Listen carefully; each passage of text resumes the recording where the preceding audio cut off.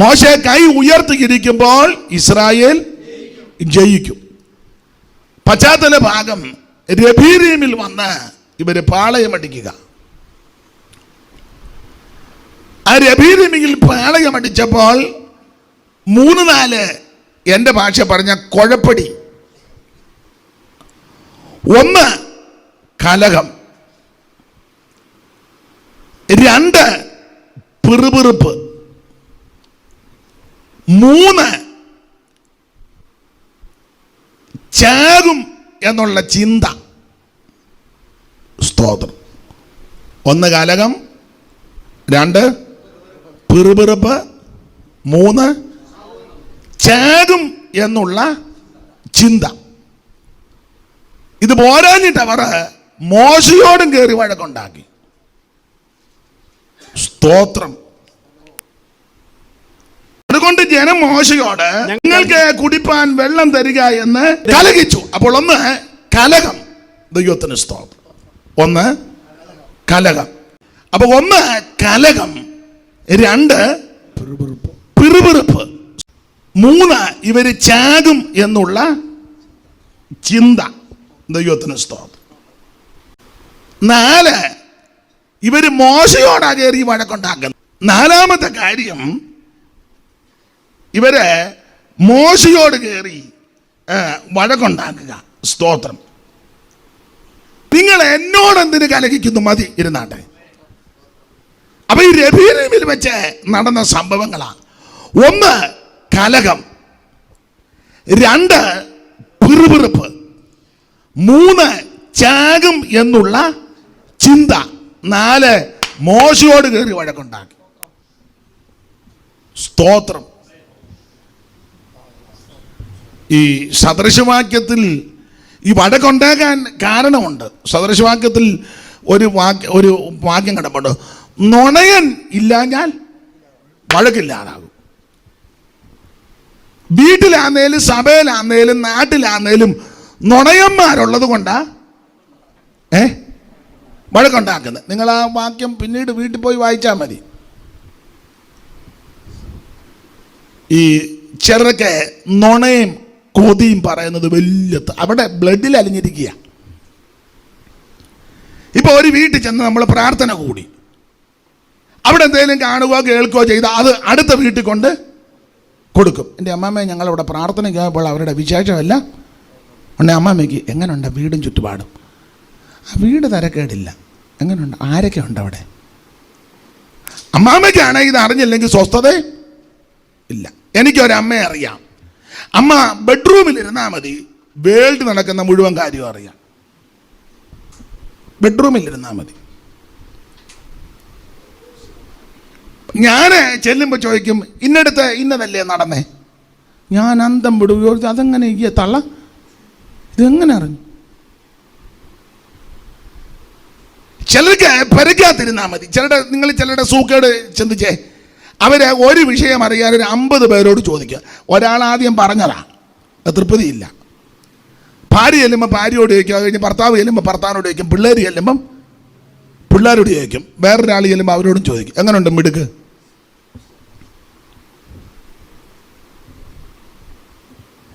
നിങ്ങൾ സ്തംഭിച്ചിരുന്നതാണോ അതോ നിങ്ങൾക്ക് മനപ്പീഡ ഉണ്ടായിട്ടിരുന്നതാണോ അതോ നിങ്ങൾ ചിന്തിക്കുക ഇന്ന് മിക്കവാറും ഇയാൾ എന്നെ പിടികൂടാനാ പുള്ളിയുടെ പ്ലാന്? എനിക്ക് മുഖം കാണുമ്പോൾ അറിയാം കേട്ടോ. ഇതിനകത്ത് നുണയനാരാ, നുണച്ചി ആരാ, ന്യൂസ് കൊണ്ട് കൊടുക്കുന്നത് ആരാ, കൂട്ടിപ്പിടിപ്പിക്കുക. എനിക്ക് ചിലർ എല്ലാവരുടെയും അല്ലെങ്കിൽ മുഖം കാണുമ്പോൾ എനിക്കറിയാം.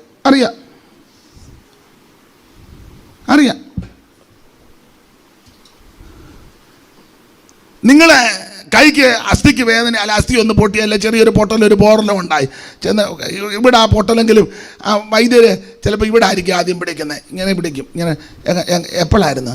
ശനിയാഴ്ച ഉച്ച കഴിഞ്ഞപ്പോൾ. എവിടെ വെച്ചായിരുന്നു? ഞാനൊരു ചക്ക ഇടാനായിട്ട് അങ്ങോട്ട് കയറി തോട്ടിയായിട്ട് ഇങ്ങോട്ട് ഇറങ്ങി. അതിന് ചക്ക കിട്ടിയോ? ചക്ക താഴെ വീണറത്തിട്ട്. എന്നിട്ട് പിന്നെ മുഴുതയൊക്കെയായിരുന്നു, വരിക്കയായിരുന്നു, കൂടിയ വരിക്കയായിരുന്നു. അപ്പം വേദനയുള്ള പാകത്തോട്ടായി പിടി വരുന്നത്. ഒരിക്കയായിരുന്നു. അത് കഴിച്ചോ? ഇല്ല. അപ്പം വേദനയുള്ള ഭാഗത്തോട്ട് കൈ ഓടിച്ചെല്ലുക. ബാക്കി ഇരിപ്പുണ്ട്, എനിക്കും 2 ചോള ലോഹ്യ വന്ന ഡോക്ടർ എനിക്ക് തരും, ഡോക്ടർക്ക് തരാം, തരും. അപ്പം എനിക്ക് വചനം ഇങ്ങനെ പ്രസംഗിക്കുമ്പോൾ നിൻ്റെ മുഖം പോകുമ്പോൾ അറിയാം നീ ആണോ നുണ പറഞ്ഞത്, ലവനാണോ നുണ പറഞ്ഞത്. നിൻ്റെ മുഖം കാണുമ്പോൾ അറിയാം. അതിന് പ്രാർത്ഥിച്ച് തലേ കൈയൊന്നും വെക്കണ്ട. ഒരു കാര്യം ദൈവമക്കളോട് പറയാം, ഇന്നലെയും പറഞ്ഞ കാര്യമാണ്. ഒരു വീട്ടിലെ കാര്യം വേറൊരു വീട്ടിൽ ചെന്ന് പറയരുത്.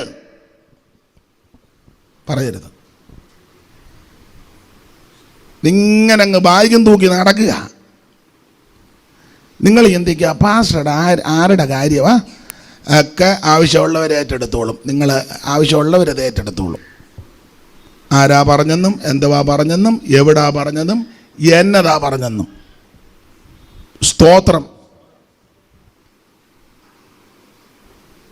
അതുപോലെ വിശ്വാസികളെ പറ്റി ചെന്ന് പറഞ്ഞു കൊടുക്കുക. ഞാനൊരു കാര്യം പറയട്ടെ, ഇവിടെ ഇരിക്കുന്ന ആരും പൂർണ്ണരല്ല. പരിപൂർണനായ ഒരാള് എഴുന്നേറ്റ് നിന്ന് ഇന്ന് ഒരു അവാർഡ് തരാൻ പോവാ.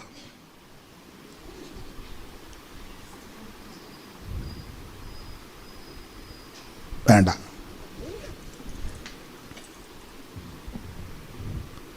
സ്തോത്രം. നമ്മുടെ ജീവിതത്തിൽ എന്തെല്ലാം കുഴപ്പടികളുണ്ട് ഇല്ലേ? സ്തോത്രം. സ്വന്തം അപ്പനും അമ്മയോടും യോജിപ്പില്ല. സ്തോത്രം. അപ്പനെയും അമ്മയും ബഹുമാനിക്കത്തില്ല, അവരോട് സമാധാനമായിട്ട് സഹകരിക്കത്തില്ല. എനിക്കറിയാം, ഒരു വീട്ടിൽ 2 വെപ്പും കൂടി ഉള്ളിടമുണ്ട്. സ്വന്തം അപ്പനും അമ്മയാ. അപ്പനും അമ്മയും വേറെ വെക്കുന്ന മക്കൾ ഇപ്പറ കിടന്ന് മിണ്ടുന്നില്ലല്ലോ. ഒരു വീട്ടിലാണ് ഓർത്തോണം.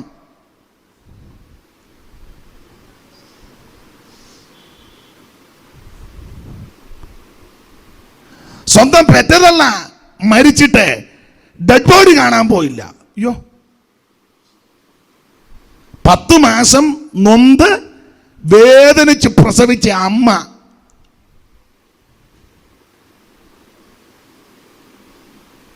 മരണവാർത്ത ഞാൻ പറഞ്ഞു, ഓ ആ തള്ള എനിക്കൊന്നും ചെയ്തിട്ടില്ലെന്ന്.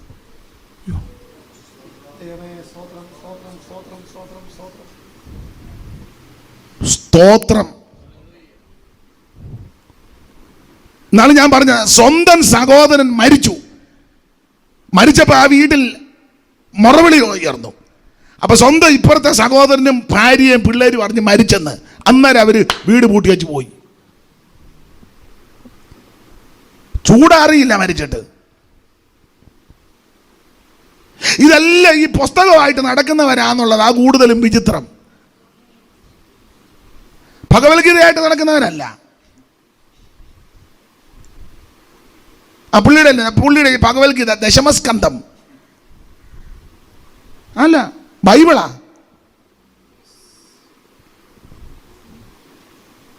അതേതന്നെ ഖുറാനുമല്ല, സത്യവേദ പുസ്തകം. ഈയിടെ പോയി ഒരെണ്ണം മേടിച്ചതാ.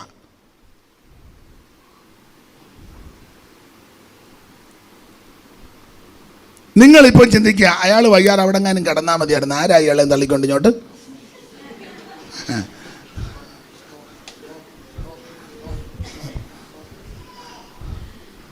സ്തോത്രം.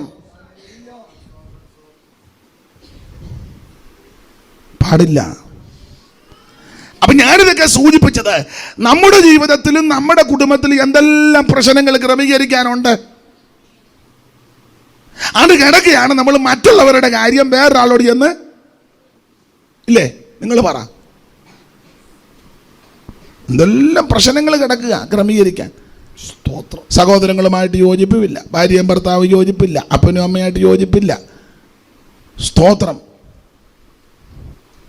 പണ്ടൊരു വീട്ടിലെ അപ്പനും അമ്മയും മക്കളും വല്യമ്മയും അവരുടെ മക്കളും. അന്നേരം ഈ വല്യമ്മ തള്ള പിന്നെ കൊച്ചുമക്കളോട് ചോദിക്കുക, ഞാൻ പേര് തെറ്റിച്ച് പറയുക, കാരണം ആ പേരല്ല, വേറൊരു പേര് ഞാൻ ഇടുക. ഒരു വീട്ടിലാണ് താമസിക്കുന്നത്. ഒന്നിച്ച് അവർ വല്യമ്മയല്ലേ ഒരു വീട്ടിൽ, ആ മനോഗതിയാണ്. ഉടനെ ആ വല്യമ്മ അവിടെ ഇരുന്നുകൊണ്ട് കൊച്ചുമോനോട് പറയുക, ഞാനൊരു പേര് മാറ്റുക, ആ പേരല്ല വേറൊരു പേരാ. പറഞ്ഞു, തങ്കച്ച നിങ്ങളുടെ ആ വിളക്ക് ഇങ്ങോട്ട് തരാൻ. പണ്ടൊക്കെ വിളക്കല്ലേ, മണ്ണെണ്ണ വിളക്ക്. അതെ, കൊച്ചുമോനെ വിളിച്ചേച്ച് പറയാം, തങ്കച്ച നിങ്ങളുടെ വിളക്ക് ഇങ്ങോട്ട് തരാൻ. ഒരു വീട്ടിൽ താമസിക്കുക. അങ്ങനെയാണോ ചോദിക്കണേ? നിങ്ങളുടെ വിളക്കെന്നാന്നോ? വിളക്ക് തരാൻ പറഞ്ഞു. എടാ വിളക്ക് ഇങ്ങോട്ട് എടുത്തെന്നല്ലേ പറയണ്ടേ? മനോഗതിയാണ്. ഒരു വീട്ടിൽ താമസിച്ച എൻ്റെ നിന്റെ മനസ്സിലാകുന്നുണ്ടോ? അപ്പൊ ഈ നുണയനില്ല ഞാൻ വഴക്കില്ലാതാകും. വഴക്ക് വരുമ്പോ ഓർത്തോണം, ഇതിനകത്ത് ആരോ നുണയനും ഉണ്ട്. ഈ ചിലര് എന്തേലുമൊക്കെ ഇങ്ങനെ കൊടുത്തേച്ച് ഈ വിഷയങ്ങൾ ചോർത്തിയെടുക്കും. എനിക്കറിയാം ഒരു വീട്ടുപേര് ഞാനിപ്പോൾ പറയുന്നില്ല. ആ തള്ള വാതിക്കൽ ഇങ്ങനെ ഇരിക്കും, കസേരയിൽ നല്ല വണ്ണമൊക്കെ ഉണ്ട്, നല്ല വണ്ണമാണ്. അവർ ആഢ്യത്വമുള്ള സ്ത്രീയാണ്. ഇങ്ങനെ ഇരിക്കും. വഴിയായാലും പോകുമ്പോൾ, അയ്യോ ശാരദയാന്നോടി പോകുന്നേ? അതെ, അന്നൊക്കെ തമ്പുരാട്ടി എന്നൊക്കെ വിളിക്കും. എൻ്റെ വല്യമ്മച്ചി പറഞ്ഞില്ല, ആ ശാരദ ഇങ്ങോട്ടൊന്ന് വന്നേടി. ഉടനെ അങ്ങോട്ട് ചെന്ന്, അയ്യോ നീ അങ്ങ് വല്ലാതെ മെലിഞ്ഞു പോയല്ലോ, ഒന്നും കഴിക്കുകയും കുടിക്കുകയോ ഒന്നും ഇല്ലയോ എന്നാ പറഞ്ഞു. എന്നെ പ്രാരാബ്ധ തമ്പുരാട്ടി. അയ്യോ അങ്ങ് ദാണ്ട ഞരമ്പും എല്ലാം തെളിഞ്ഞ് പടച്ചു നിൽക്കുന്നു. ഉടനെ അകത്തോട്ട് വിളിച്ചേച്ച് വേറെ വേലക്കാരിയുണ്ട്, എടിച്ചല്ലേ ഇവക്കൊരു പാൽ കാപ്പി കൊടുക്ക്. അപ്പം ഇവർ പാൽ കാപ്പി കുടിക്കാനുള്ള പരുവം ഇല്ല, ഒരു പാൽ കാപ്പി കൊടുത്തേ. ഉടനെ ചല്ലയകത്ത് നിന്ന് പാൽ കാപ്പി കൊടുത്തു. ഞാൻ കണ്ടമാൻ ക്ഷീണിച്ചു. പാൽ കാപ്പി കുടിച്ച് തീരുന്നതിന് മുന്നേ എടി ആ പരലും പള്ളത്തി ഒന്ന് വെട്ടിയേച്ച് പൊക്കോളാം. പരലും പള്ളത്തിയും, നിങ്ങൾ പള്ളത്തിയും പരലും കേട്ടിട്ടുമില്ല കണ്ടിട്ടുമില്ല. നിങ്ങൾ നെന്മീൻ മാത്രമേ കഴിക്കുള്ളല്ലോ.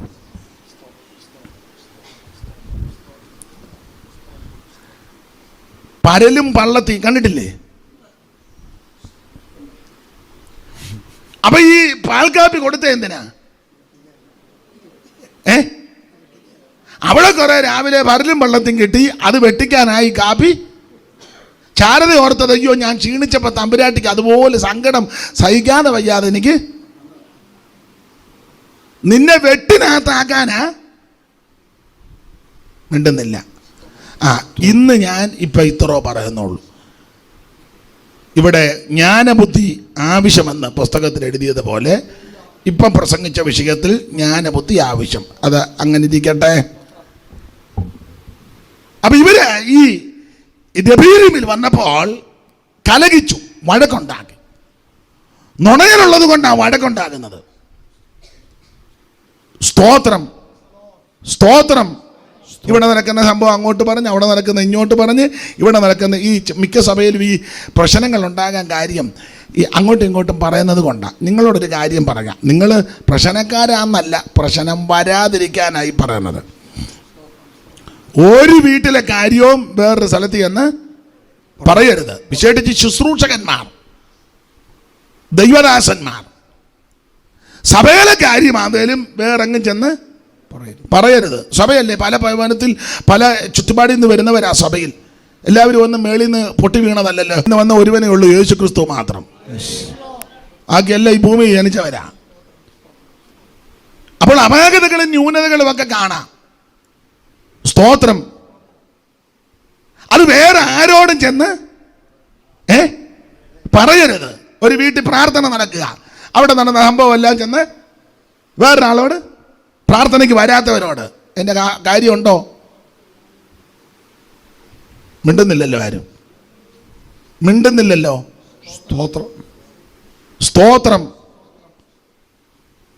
നിങ്ങളിപ്പം ചിന്തിക്കുക, പാസ്റ്റർ തന്നെ ആക്കേണ്ട കാര്യമുണ്ട്, അതുകൊണ്ടാണ്. സ്തോത്രം. പാടില്ല. ആരും ആരുടെയും കാര്യം ആരോടും പറയരുത്. പ്രാർത്ഥന ഇനി ഇത് കേട്ടോണ്ട് ഞാൻ ഇനി ആരോടും മിണ്ടുന്നില്ല, ഇന്ന് എനിക്ക് ചോറും വേണ്ട, ഇനി മിണ്ടുന്നില്ല, ഞാൻ തീരുമാനിക്കട്ടെ ഇനി ഇങ്ങോട്ട് വരണവർ. നീ എങ്ങും പോയാൽ ഗുണമാകുകയല്ല. എടാ ചൊറിയണ്ണം പഴച്ച് വേറെ പറമ്പി വെച്ചെന്നല്ലേ ഉള്ളൂ, ചൊറിയണ്ണം തന്നെയല്ലേ. സ്തോത്രം. അപ്പൊ ആരോടും മിണ്ടരുതെന്നല്ല ഈ പറഞ്ഞത്. ചോദിക്കണം എന്തുകൊണ്ട് വിശേഷം, സൗഖ്യമായിട്ടിരിക്കുന്നില്ല. ആട്ടെ, പ്രാർത്ഥിക്കുന്നുണ്ട് കേട്ടോ. ഞങ്ങളെ ഓർത്തും പ്രാർത്ഥിക്കണേ. കുഞ്ഞുങ്ങളൊക്കെ സൗഖ്യമായിട്ടിരിക്കുന്നില്ല. അപ്പനും അമ്മയുണ്ട്, അവർ എല്ലാം ക്ഷേമത്തോടെ ഇരിക്കുന്നേ. ആട്ടെ, ദൈവാനിരിക്കട്ടെ, പ്രാർത്ഥിക്കണേ. അത് മതി. അല്ലാതെ യോഗം കഴിയുമ്പോൾ ആരോടും മിണ്ടാതെ, അതും ശരിയല്ല. ഞാനിനി ആരോടും മിണ്ടുകയല്ല.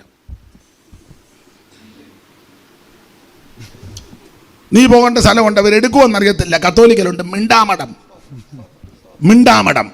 നീ നേരെ അങ്ങനല്ലേ കത്തോലിക്ക മിണ്ടാമഠമില്ലേ? മിണ്ടാമഠത്തിൽ പൊക്കോണം. ഒരാൾ നമ്മുടെ സഭയിൽ വന്നു, ആദ്യമായിട്ട് അല്ലെ അതിഥികളായി വന്നു. യോഗം കഴിയുമ്പോൾ ചെന്നൊന്ന് പരിചയപ്പെടും. അതിൽ സഹോദരിമാരാണെങ്കിൽ സഹോദരിമാർ, ദൈവദാസന്മാരുടെ സഹോദരിമാർ. എവിടാ വീട്, പേരെന്തുവാ? വന്നതിൽ സന്തോഷം. ഇനി അവസരം കിട്ടുമ്പോൾ വരണേ, ഞങ്ങൾ പ്രാർത്ഥിക്കാം. പ്രാർത്ഥനാ വിഷയം എന്തെങ്കിലും ഉണ്ട് എഴുതി തരികയാണെങ്കിൽ ചിലപ്പോൾ മറന്നു പോകും. ഞങ്ങൾ പ്രാർത്ഥിക്കാം. സന്തോഷമായിട്ടിരിക്കുക. ഞങ്ങളെ ഓർത്തും പ്രാർത്ഥിക്കണേ. സഹോദരന്മാരാന്ന് ചെന്ന് എവിടാ വീട്, പേരെന്തുവാ? ഇതാ ചെയ്യേണ്ടതിൻ്റെ മര്യാദ. അല്ല യോഗം കഴിയുമ്പോൾ പാത്തിരുന്ന എല്ലാം ഏതാ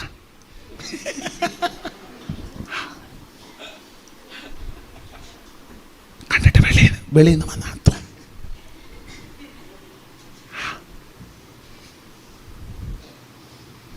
സ്തോത്രം.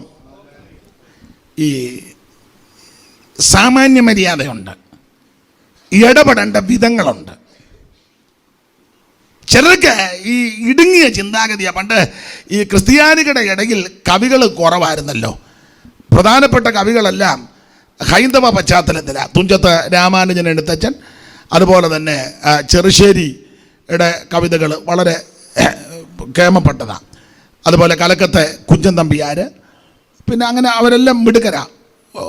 നളചരിതം ആട്ടക്കെഴുതിയ ഉണ്ണായി വാര്യർ, പിന്നെ ബ്രഹ്മശ്രീ പുന്നശ്ശേരി നമ്പി നീലകണ്ഠ ശർമ്മ, അവരെല്ലാം പ്രഗത്ഭരാ. അങ്ങനെ പഴയ കവിത്രയങ്ങളൊക്കെ ഹൈന്ദവ പശ്ചാത്തലത്തിലുള്ളവരാ കവികളും കൂടെ. അപ്പം ക്രിസ്ത്യാനികൾക്ക് അധികമില്ല. പിന്നെ പണ്ടുണ്ടായിരുന്നത് കട്ടക്കയം ചെറിയാമാപ്പിളയാ. പിന്നെ പാലായിലെ പിന്നീട് വന്നതാ ഉലകന്തറ. അപ്പം ഇങ്ങനെ വിരളം ആൾക്കാരേ ഉള്ളൂ ക്രൈസ്തവ സമൂഹത്തിലെ കവിതകൾ എഴുതുന്നത്. പിന്നെ പുത്തൻകാവ് മാത്തൻ തരകൻ. പിന്നെ പഴയ ഒരാളാണ് ഉണ്ടായിരുന്നു ഇവിടെ എലന്തൂർ സൈഡിലായിരുന്നു അവരുടെ തറവാട്. അദ്ദേഹവും മിടുക്കനായിരുന്നു.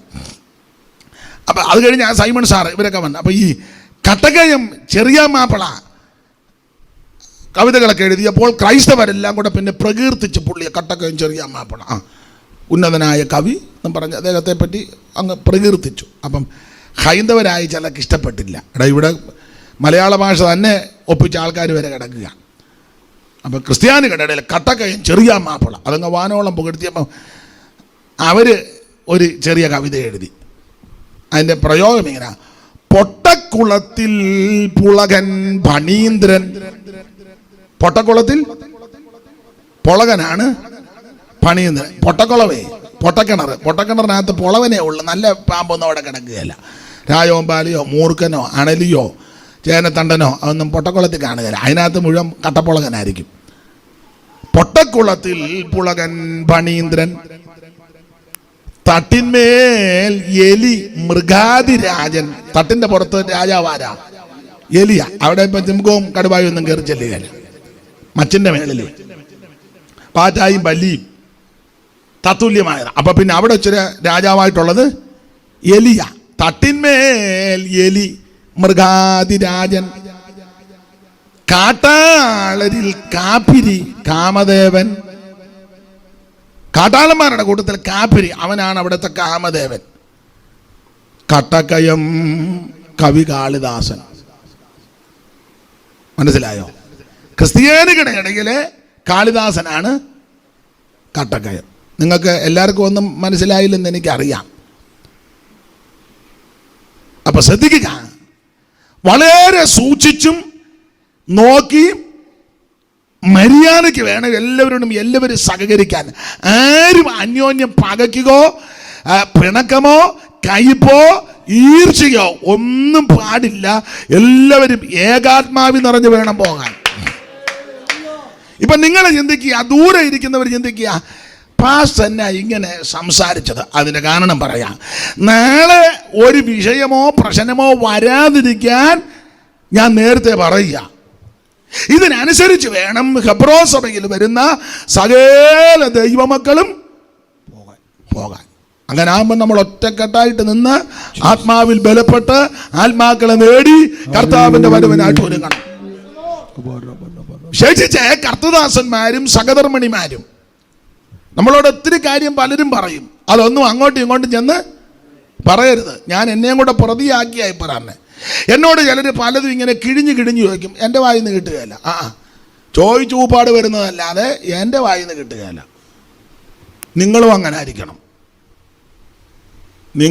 ആയിരിക്കണം. എനിക്ക് ചോദ്യവും മോഹവും കാണുമ്പോൾ അറിയാം എന്തിനാ ഉന്നം വെക്കുന്നെന്ന്. കൊടുക്കുകയല്ല ഞാൻ. സ്തോത്രം. അതിനവർ വേറെ ചിലരെ വിളിക്കും. അന്നേരം മണ്ടിക്കകത്ത് ഞാനുണ്ട്. എന്നെ വിളിച്ച ചോട്ടനെ അന്നേരം എടുക്കുന്ന ആൾ ചിലർ പരുകുന്ന എനിക്ക് കാണാം. സ്തോത്രം. പാടില്ല. വിശേഷിച്ച് ദൈവദാസന്മാരും ദൈവദാസിമാരും ദൈവമക്കളും നിങ്ങളുടെ പെടലി പോയാൽ ഒരു കാര്യം ഒരു കുഞ്ഞുങ്ങളോട് അങ്ങോട്ടും ഇങ്ങോട്ടും പറയരുത്. ഇവിടെ ഇരുന്ന് ഉറങ്ങുകയാണോ? ഇത് കേക്ക് ഗുണമാകാനാ. സ്തോത്രം. പറയരുത്. എന്നാൽ സകല കാര്യവും ദൈവത്തോട് പറയണം. നീ ഏകനായിട്ടിരിക്കുമ്പോൾ മുടങ്കാലം അടക്കി നിന്റെ ദൈവത്തോട് പറയണം കാര്യം. സകല പ്രശ്നങ്ങൾക്ക് തീർപ്പും പരിഹാരവും തരുവാൻ കഴിവുള്ള ഒരുവൻ നമുക്ക് വേണ്ടി സ്വർഗത്തിലുണ്ട്. ഞാൻ ഓടിച്ചങ്ങ് നിർത്താം. ദൈവത്തിന് മഹത്വം. അങ്ങനെ നിർത്തുന്നതാണല്ലോ നിങ്ങളുടെ ചിലരുടെ ആഗ്രഹവും. അപ്പൊ ഒന്ന് കലഹം, അവിടെ വായിക്കുന്നത് കലഹം. രണ്ട് പിറുപിറുപ്പ്. ദൈവം തമ്പുരാൻ ഇവരെ നടത്തിയ വിധം ഓർത്ത വഴക്കുണ്ടാക്കരുത്. പക്ഷെ ഇവർ വഴക്കുണ്ടാക്കി. രണ്ട് പിറുപിറുപ്പ്. ഇവർ കിടന്നങ്ങ് പിറുപിറുക്കുക. മൂന്ന് ചാകുമെന്നുള്ള ചിന്ത. അയ്യോ വെള്ളം കിട്ടാതെ ഞങ്ങള് ചാകും. ദൈവം തമ്പുരാൻ ഇവരെ നടത്തുന്ന വിധങ്ങൾ ഇവർക്ക് അറിയത്തില്ല. ഇവർ മോശയോട് കയറി കലഹിച്ച് വഴക്കുണ്ടാക്കി. ഞാൻ ആ ഭാഗം വായിച്ചപ്പം ഒന്ന് പിറുപിറുക്കുന്നവര്, രണ്ട് കലഹിക്കുന്നവര്, മൂന്ന് മോശയോട് കയറി ഉടക്കുണ്ടാക്കി, നാല് ചാകുമെന്നാണ് ഇവർ പറഞ്ഞു നിൽക്കുന്നത്. ഇങ്ങനെയുള്ള ജനമാ. പക്ഷെ തമ്പുരാൻ മോശയോട് പറഞ്ഞത്, ജനം ഇങ്ങനെ ആണെങ്കിലും നീ ഒരു കാര്യം ചെയ്യണം, വടിയും എടുത്ത് അവരുടെ മുന്നേ തന്നെ നടക്ക്. അല്ല ഞാനിതെല്ലാം കൂടി ഇട്ട് ചോടുക, എന്നെ കൊണ്ട് പറ്റത്തില്ല, ഇവനൊക്കെ എവിടെയെങ്കിലും പോയി തൊലയട്ടെ. അങ്ങനല്ല. തമ്പുരാൻ മോശയോട് പറഞ്ഞു, കലഹിക്കുന്നവരാ, വഴക്കുണ്ടാക്കുന്നവരാ, പ്രശ്നക്കാരാ, നുണയും കൊതിയും പറയുന്നവരാ, തയ്യൽ മെഷീൻ എല്ലാവരുടെയും കയ്യിൽ ഇരിപ്പുണ്ട്. തയ്യൽ മെഷീൻ്റെ കാര്യം അറിയാമല്ലോ എല്ലാവർക്കും. രണ്ട് തുണി തമ്മിൽ അതിൻ്റെ പരുവത്തിന് വെട്ടി കൂട്ടിത്തുന്നും. അതാ തയ്യൽ മെഷീൻ. മിക്കവരുടെ കയ്യിൽ തയ്യൽ മെഷീനുണ്ട്, ഞാൻ കാണുന്നുണ്ട്. പിന്നെ നൂല് വേറെയാന്നേ ഉള്ളൂ, പല കളറിലുള്ള നൂലാന്നേ ഉള്ളൂ. മെഷീൻ മിക്കവരുടെയും കയ്യിലുണ്ട്. സ്തോത്രം. അപ്പൊ ഈ ടൈപ്പിലാ ജനം നിൽക്കുന്നത്. എന്നാലും ദൈവം പറഞ്ഞത് ഒരു കാര്യം ചെയ്യേ, നീ അവരുടെ മുമ്പിൽ നടക്കണം. എന്നെ കേൾക്കുന്ന ദൈവദാസന്മാരെ, പിറുപിറുക്കുന്നവര് കാണും, പ്രശ്നക്കാര് കാണും, അവ പല ടൈപ്പ് ആൾക്കാരാ. പക്ഷേ നമ്മെ ദൈവം ഏൽപ്പിച്ച ശുശ്രൂഷ ദൈവത്തിന്റെ വടിയുമെടുത്ത് ജനത്തിന്റെ മുമ്പാകെ നടക്കാം. പ്രാർത്ഥനയിൽ പോരാടണം, ആരാധനയിൽ പോരാടണം, ക്ഷീണിക്കരുത്, മടുത്തു പോകരുത്. ദൈവം നിന്നെ ഏൽപ്പിച്ച ശുശ്രൂഷയാ. ഈ ജനത്തിന് മുമ്പാകെ നടക്ക്. ഞാൻ നീ ഇങ്ങോട്ട് വരുന്നില്ല, ഇങ്ങനെയൊക്കെയാണ് ഞാൻ ഇങ്ങോട്ട് വരുന്നില്ല. ആശ്വാസം കിട്ടുമെന്ന് ഓർത്ത് അങ്ങോട്ട് ചെന്നാൽ ആൾ ഉച്ചയ്ക്ക് അടിച്ചേച്ചാ? അല്ലല്ല, നന്നാകാൻ വേണ്ടിയാ. വാഴക്കൃഷി ചെയ്യുന്നവരോട് ചോദിച്ചാൽ ചിലത് മുളച്ചു വരുമ്പോൾ നല്ല ചവിട്ടല്ലേ കൊടുക്കുന്നത്. എന്തിനാ? കാര്യത്തോടെ കയറി വരാൻ.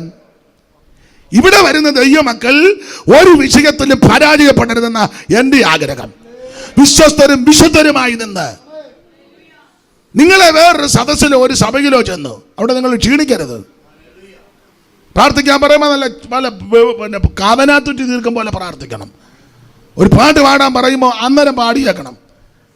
ആരാധനയ്ക്ക് അവസരം കിട്ടിയാൽ നന്നായിട്ട് ആത്മാവി നിറങ്ങണം. ഒരു വാക്യം വായിക്കാൻ പറഞ്ഞാൽ ചടയെന്ന് വാക്യം വായിച്ചു കൊടുക്കണം. ഒന്നുകൊന്ന് എല്ലാവരും കർത്താവിൽ പ്രസിദ്ധരാകണം. അതിനെ ഈ ശാസനയും ഈ ഗുണീകരണവും ഒക്കെ തരുന്നത്. നിങ്ങൾ സ്ഥലങ്ങളിൽ ചെന്ന ആരും ഒന്നും പറയത്തില്ലല്ലോ. ജനത്തിന് വന്നാ ഇഷ്ടം, നല്ല സമയം കേട്ടോ, ഒന്നും പറയത്തില്ല. നമ്മൾ ചെന്നാലും ചോദിക്കല്ലേ, ചെന്നില്ലേലും ചൊല്ല, കൊടുത്താലും ഇല്ല കൊടുത്തിരുമ്പോൾ ഒരു കുഴപ്പമില്ല. തന്നെയല്ല പുള്ളി അവർക്ക് ഉത്തരവാദിത്തമില്ല. നമ്മുടെ വീട്ടിലെ പിള്ളേരെ ശാസിക്കുകയും ശിക്ഷിക്കുകയും മഴക്ക് പറയുകയും അടിക്കുകയും ചെയ്യുന്നത് തന്നെ പിള്ളേർ നന്നായി വരാനാ, നമ്മുടെ കുഞ്ഞുങ്ങളാ. അതിനാ ദൈവത്തിൻ്റെ മഹത്വം. അപ്പം ഇത് ഈ വിധത്തിലൊക്കെ ജനം ഇങ്ങനെ നിന്നിട്ട് തമ്പുരാൻ പറഞ്ഞത്, മടുക്കരുത്, ക്ഷീണിക്കരുത്, നീ ജനത്തിൻ്റെ മുമ്പാകെ നടക്കണം. ഇത് കഴിഞ്ഞ് ഇവരെ രബീദിമിൽ എത്തിയപ്പോഴാണ് ഈ രബീദിമിൽ വെച്ച് അമാലിക്ക് വന്ന് യുദ്ധത്തിന് ചെയ്തത്. മോശയുടെ കരം ഉയർന്നിരുന്നു, ഇസ്രായേലിന് ജയം. അതാണ് നമ്മൾ 11-ാം വാക്യത്തിൽ വായിക്കുന്നത്. മോശ കൈ ഉയർത്തിരിക്കുമ്പോൾ ഇസ്രായേൽ.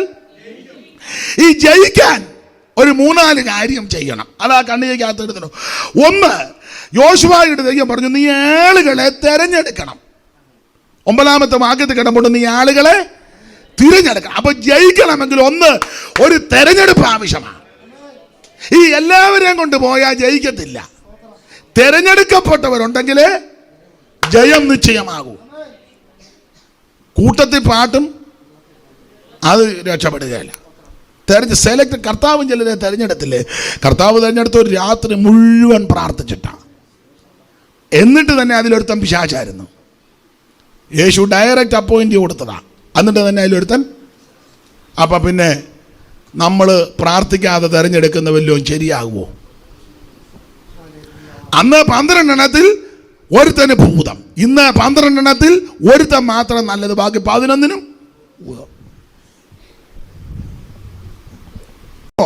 അപ്പൊ ഈ യുദ്ധത്തിൽ ജയിക്കണമെങ്കിൽ ഒരു തെരഞ്ഞെടുപ്പ് ആവശ്യമാണ്. യോശുവയോട് പറഞ്ഞു, നീ ആൾക്കാരെ തിരഞ്ഞെടുക്കണം, നീ ആളുകളെ തിരഞ്ഞെടുക്കണം. 2, ജയമുണ്ടാകണമെങ്കിൽ ദൈവത്തിന്റെ വടിയെടുക്കണം.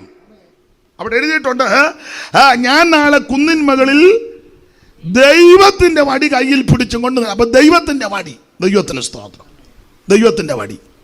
നമ്മുടെ വടിയായിട്ട് നടക്കരുത്, ജയിക്കത്തില്ല. നമ്മുടെ കയ്യിലെല്ലാം ഇഷ്ടം പോലെ വടിയുണ്ട്.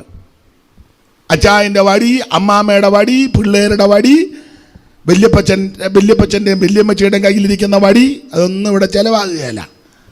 പഴയ വടി, ഞങ്ങൾ നേരത്തെ നിന്നിടത്ത് ഇങ്ങനത്തെ വടി, ആ വടിയൊന്നും ഇവിടെ ഇന്നലെ സമാഗമനയുടെ അടുത്ത് വല്ല പൂക്കുകയില്ല, തളർക്കത്തില്ല, കായ്ക്കത്തില്ല. ഇവിടെ ദൈവത്തിൻ്റെ വടിയാ വിഷയം. ദൈവത്തിൻ്റെ വടി കയ്യിലെടുത്തു. അപ്പൊ 1 തിരഞ്ഞെടുപ്പ്, 2 ദൈവത്തിൻ്റെ വടി. ജയിക്കാനുള്ള മാർഗമാണ്. നമ്മുടെ യാതൊരു കാര്യവും ഇതിനകത്ത് കൊടുക്കരുത്. നമ്മുടെ മാനുഷിക ബുദ്ധി, മാനുഷിക ആലോചന, നമ്മുടെ മാനുഷിക കണക്കുകൂട്ടലുകളൊന്നും ഇതിനകത്ത് കയറ്റരുത്.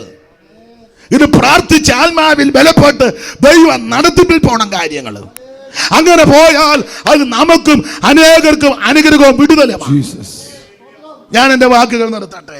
ജയിക്കാനുള്ള 3-ാമത്തെ 1 തിരഞ്ഞെടുപ്പ്, 2 ദൈവത്തിന്റെ വടി കയ്യിലെടുത്തു, 3 10-ാമത്തെ വാക്യത്തിലുണ്ട്, മോശ തന്നോട് പറഞ്ഞതുപോലെ യോശുവ ചെയ്തു. അനുസരണം അത് അത്യാവശ്യമാണ്. വീട്ടിലാന്നേലും സഭയിലാന്നേലും നാട്ടിലാന്നേലും ജോലി ചെയ്യുന്ന സ്ഥാപനത്തിലാന്നേലും അനുസരിക്കണം.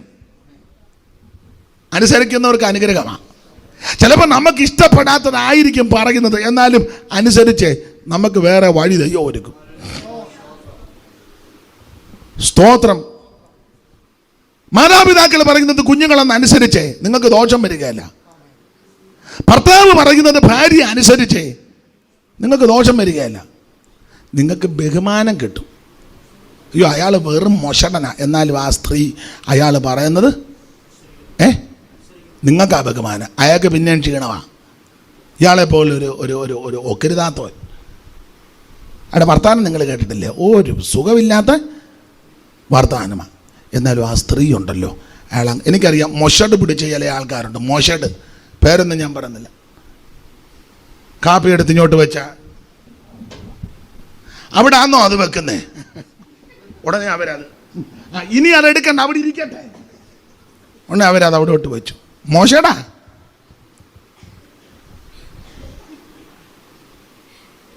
എന്നാലും ആ സ്ത്രീ അത് അന്നേരം നിങ്ങൾ വല്ലായിരുന്നു താൻ കൂപ്പി കുടിക്കണ്ടെന്ന് പറഞ്ഞ് ഓന്തൊക്കെ വെച്ചാനും കുറേ നാളായി എന്നെ ഇട്ട്. പക്ഷെ ആ സ്ത്രീയെ ബഹുമാനിക്കണം. അതെ, ഒന്നല്ല പല പല ടൈപ്പിനെ എനിക്കറിയാം. സ്തോത്രം. വേറൊരു സഹോദരി എന്തെങ്കിലും നോ മിണ്ടരുത്, നോ. അവര് പേടിച്ച് നിൽക്കുക. നിങ്ങളായിരുന്നല്ലോ ആ താൻ തന്നെ അങ്ങനെ പറയണേ, ഞാനോട് എനിക്കിവിടെ പറയാൻ കാര്യമുണ്ട്, പിന്നെ താൻ തന്നെ അങ്ങനെ പറഞ്ഞാലോ. പക്ഷെ അവരെ ബഹുമാനിക്കും നമ്മൾ. ഇയാൾ ഈ മൊരടും ഈ എന്തുവാ ഒക്കിരിനാഥനാന്നല്ലേ, എന്നാലും ആ സ്ത്രീ കീഴ്പ്പെട്ട് അനുസരിച്ച് അവർക്ക് ബഹുമാനം. നിങ്ങൾക്കും അങ്ങനെ ബഹുമാനം കിട്ടും. സ്തോത്രം. പ്രായമുള്ള അപ്പനും അമ്മയും പറയുന്നത് നിങ്ങളൊന്ന് അനുസരിച്ചേ, നിങ്ങൾക്ക് ഒരു കുഴപ്പവും വരികയല്ല. ഏതായാലും നിങ്ങൾ നശിച്ചു പോകാൻ അവർ പറയത്തില്ല. പ്രായമുള്ള അപ്പനും അമ്മയും പറയുന്നത് നിങ്ങളൊന്ന് അനുസരിച്ചേ. അനുസരണം ഏറ്റവും വലിയ അനുഗ്രഹമാണ്. അനുസരിക്കുന്നത് ശ്രദ്ധിക്കുന്നത് മുട്ടാടുകളുടെ മേധസ്സിനേക്കാൾ നല്ലത്. അറിയാം. ദൈവദാസന്മാര് ദൈവകൃപയിൽ നിന്ന് പറയുന്നതെന്ന് അനുസരിച്ചേ നിനക്കൊരു ദോഷവും വരികയല്ല. വരത്തില്ല, വരികയല്ല. അപ്പൊ ദൈവദാസന്മാർ ദൈവകൃപയിൽ നിന്ന് പ്രാർത്ഥിച്ച് നടത്തിപ്പ് പ്രകാരം പറയുന്ന കാര്യം അനുസരിച്ചാൽ നിങ്ങൾക്ക് ഒരു ദോഷവും വരികയില്ല. പോകുന്നിടത്തെല്ലാം അനുഗ്രഹവും നന്മയായിരിക്കും. പുത്തൻ വഴികളെ ദൈവം തുറന്നു തരും. ദൈവം തുറന്നാൽ ആരും അടക്കത്തില്ല, ദൈവം അടച്ചാൽ ആരും തുറക്കത്തുമില്ല. ആരും അടയ്ക്കാതെ വണ്ണം തുറക്കുകയും ആരും തുറക്കാതെ വണ്ണം അടക്കുകയും ദാവീദിന്റെ താക്കോത്തോടുള്ള യേശു ക്രിസ്തുവിന്റെ നാമത്തിൽ ദൈവം നിങ്ങളെ അനുഗ്രഹിക്കും. ഹല്ലേലൂയ. നാലാമത്തെ ഒന്ന് ജയിക്കാനുള്ളത് തെരഞ്ഞെടുപ്പ്, 2 ദൈവത്തിന്റെ വടിയെടുക്കണം, 3 അനുസരണം, പറഞ്ഞതുപോലെ ചെയ്തു, 4 അത് പറഞ്ഞങ്ങ് നിർത്തുക. മോശയുടെ കൈക്ക് ഭാരം തോന്നിച്ചപ്പോൾ അഹരോനും ഹൂരും കൂടെ ഒരു കല്ല് എടുത്തു കൊണ്ടുവന്ന് വെച്ചു. മോശ അതിലോട്ട് ഇരുന്നു. ഞാൻ ആ ഭാഗം ധ്യാനിച്ചപ്പോൾ മോശ പറഞ്ഞിട്ടല്ല കല്ലെടുത്തു കൊണ്ടുവച്ചത്. അത് തന്മയത്തമായി പരിജ്ഞാനത്തോടെ വിവേകത്തോടെ അവർ രണ്ടുപേരും ചെയ്തു. അങ്ങനെ വേണം. അത് ദൈവമക്കൾ എല്ലാവരും അങ്ങനെ ആയിരിക്കണം. തന്മയത്വത്തോടെ ചെയ്യണം, ആ കാര്യം ചെയ്യണം. അങ്ങനെ ചിലർക്ക് അങ്ങനെയുള്ള വിവേകവും കഴിവുമുണ്ട്, തന്മയത്വത്തോടെ കാര്യം ചെയ്യും. എല്ലാവർക്കും ഇല്ല. അതെല്ലാവരും അത് ആർജവത്തോടെ എടുക്കണം, തന്മയത്വമായിട്ട്. ഇവിടാന്ന് ഞാൻ ഓർക്കുന്നില്ല. സ്തോത്രം. ഒരു ദൈവദാസൻ വന്ന് വെള്ളം കുടിച്ചപ്പം കുടിക്കാൻ അങ്ങോട്ട് വെച്ചപ്പം എവിടാന്ന് ഉടനെ തന്നെ സ്റ്റൂൾ എടുത്ത് കൊണ്ടിട്ട് കൊടുത്തു. അതാരും പറഞ്ഞിട്ടല്ല. കണ്ടോ, തന്മയത്വത്തോടെ. സഹോദരിമാർക്ക് മനസ്സിലാക്കാൻ പറയാം. അമ്മ അടുക്കളയിൽ കയറി ജോലി ചെയ്യുക, ഭക്ഷണം ഉണ്ടാക്കുക, എണ്ണ ചട്ടിയിലോട്ട് ഒഴിച്ചു. മോള് അടുക്കളയിലുണ്ടെങ്കിൽ ഉടനെ തന്നെ കടുക് കൊണ്ട് കയ്യിലോട്ട് കൊണ്ട് കൊടുക്കണം. കടുക് താളിക്കാൻ അതില്ല അടുത്തത്. അത് തന്മയത്വമായിട്ട. അപ്പം അമ്മയ്ക്കൊരു സന്തോഷവും തോന്നും. അത് താല്പര്യവും കൂടെ വേണം. പിന്നെ ഞാൻ കടുകിടാൻ പോവാം, വേണം ഇട്ടേച്ചു, കടുകില്ലെങ്കിൽ കടുകില്ലെന്നേ ഉള്ളൂ. എനിക്കൊന്നും ഒരാളൊരു ജോലി ചെയ്യുമ്പോൾ അടുത്തത് ഇന്ന് ബോധ്യപ്പെടും. അന്നേരം അവരിത് എടുത്ത് കൊടുത്തേ. അത് ഇട്ടേച്ച് ഇളക്കാൻ ചട്ടകം എടുക്കാൻ തിരിയുമ്പോൾ മോള് ചട്ടകമായിട്ട് നിൽക്കുക. കണ്ടോ, അത് തന്മയത്തമായിട്ട് ചെയ്യണം. അപ്പൊ മോശയുടെ കൈക്ക് ഭാരമാണെന്ന് കണ്ട അന്നേരം കൂരു പകരോനും പോയി കല്ലെടുത്ത് കൊണ്ടുവന്നു. ഇന്നത്തെ കൂരു പകരോൻ അന്ന് കല്ലെടുത്ത് അയാളുടെ ഉച്ചിയിലോട്ട് ഇടും. താൻ കുറേ നാളായിട്ട് ഇങ്ങനെ മുന്നിൽ നിന്ന് വിലസുക. മുടുത്ത കല്ലെടുത്ത് അയാളുടെ തലയിലോട്ട് ഇട്ട് അയാൾ ചമ്മന്തി പരുവായി ഉണ്ട്. ഇവർ തന്നെ എന്ന് പറയും ഇരിപ്പായി പോയെന്നാണ് തോന്നുന്നത്, ഇനിയിപ്പോൾ എഴുന്നേറ്റ് വരുമെന്ന്. അങ്ങനല്ല, കൈത്താകൾ കൊടുത്ത് വളർത്തണം. ദൈവം അതിനെല്ലാവർക്കും കൃപ നൽകട്ടെ. അല്പസമയങ്ങൾ എല്ലാവരും ദൈവത്തെ മഹത്വപ്പെടുത്തിയാട്ടെ. പ്രാർത്ഥനയിൽ പോരാടുവാൻ, ജയമെടുക്കുവാൻ എല്ലാവരും ദൈവത്തെ സ്തുതിച്ചാട്ടെ. സ്തോത്രം സ്തോത്രം സ്തോത്രം. നമ്മളൊത്തുണർന്നു നീങ്ങണം, നന്മ തൻ ജയം വരിക്കണം. നമ്മളൊത്തുണർന്നു നീങ്ങണം,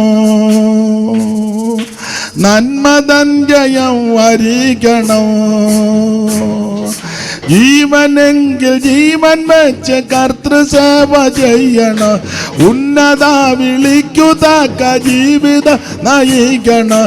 പർവ്വതത്തിലെത്ര മോഹനം, സുവാർത്തയോതും ദൂതന്റെ പർവ്വതത്തിലെത്ര മോഹനം, സുവാർത്തയോതും ദൂതന്റെ കൊടിയുയർത്തുവിൻ, ജയത്തിൻ കൊടിയുയർത്തുവിൻ. ഉന്നതന്റെ പർവ്വതത്തിൽ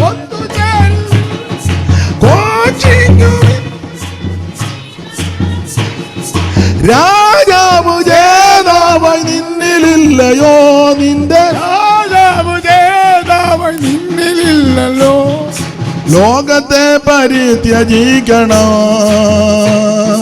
ദോഷം വിട്ടകന്ന് നീങ്ങണം. ലോകത്തെ പരിത്യജിക്കണം, ദോഷം വിട്ടകന്നു നീങ്ങണം. അന്ധകാര ശക്തിയോട് എതിർത്തു നാം ജയിക്കണം. അന്തരംഗം ആത്മശക്തിയാൽ വിരുദ്ധമാകണം. അന്ത്യകാലം വന്നെടുത്ത് പോ, അന്ത്യദൂത് കേൾക്കുന്നിതാ. അവൻ അന്ത്യകാലം വന്നെടുത്ത് കേൾക്കുന്നിതാ. അവൻ കൊടിയുയർത്തും ജയത്തിൽ, ഉന്നതന്റെ പർവ്വതത്തിൽ